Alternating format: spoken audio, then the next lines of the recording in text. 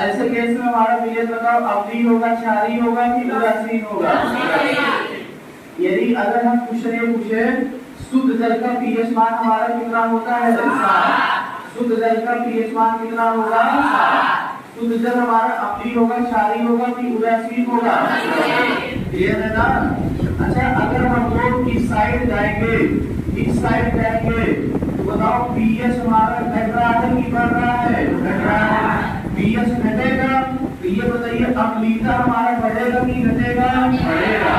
जितना पीएच घटेगा उतना अम्लीयता क्या होगा? बढ़ेगा, है ना? और अगर अम्लीयता बढ़ेगा तो ये बताओ क्षारीयता हमारा क्या होगा? क्षारीयता क्या हो जाएगा? घटेगा। बोलो क्लियर है? अच्छा, अगर हम लोग इस साइड मूव करते हैं, इस साइड, यदि 7 के अगर हम लोग इधर जाते हैं तो बताओ पीएच की वैल्यू हमारा बढ़ रहा है कि घट रहा है? बढ़ रहा है। पीएच हमारा बढ़ रहा है और अगर पीएच बढ़ेगा तो बताइएगा बढ़ेगा तो अम्लीयता हमारा क्या हो जाएगा? बताइएगा घटेगा।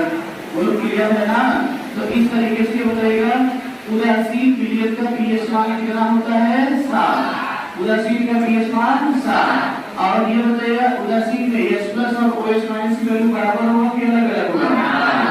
और उदासीन हमारा बताइए शुद्ध जल कैसा होता है? अम्लीय, क्षारीय, उदासीन? प्योर वाटर अम्लीय, क्षारीय, उदासीन? उदासीन होता है ना? अगर उदासीन होगा तो पीएच की वैल्यू कितना होगा? क्लियर है? और अगर हम इस साइड जाएंगे, यानी 7 के उधर जाएंगे और 7 के अगर हम लोग उधर जाएंगे तो पीएच क्या होगा? घटेगा। पीएच जितना घटेगा अम्लीयता उतना बढ़ेगा। अम्लीयता जितना बढ़ेगा क्षारीयता उतना ही घटेगा। बोलो क्लियर है? अगर हम लोग इस साइड जाते हैं, 7 के इस साइड जाते हैं, अगर 7 की इस साइड जाएंगे बताओ पीएच बढ़ेगा कि घटेगा? बढ़ेगा। अगर पीएच बढ़ेगा तो क्षारीयता क्या होगा? बढ़ेगा। देखो, जितना कम पीएच उतना ज्यादा अम्लीय, क्योंकि अम्लीय का पीएच मान 7 से कैसा होता है? जितना ज्यादा पीएच वो उतना ही ज्यादा कैसा होगा? क्षारीय। कैसा हो जाएगा? क्षारीय।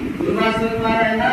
तो इस तरीके से अगर हम इस साइड जाएंगे तो अगर पीएच हमारा बढ़ेगा तो पीएच बढ़ेगा तो क्षारीयता क्या हो जाएगा? बढ़ेगा।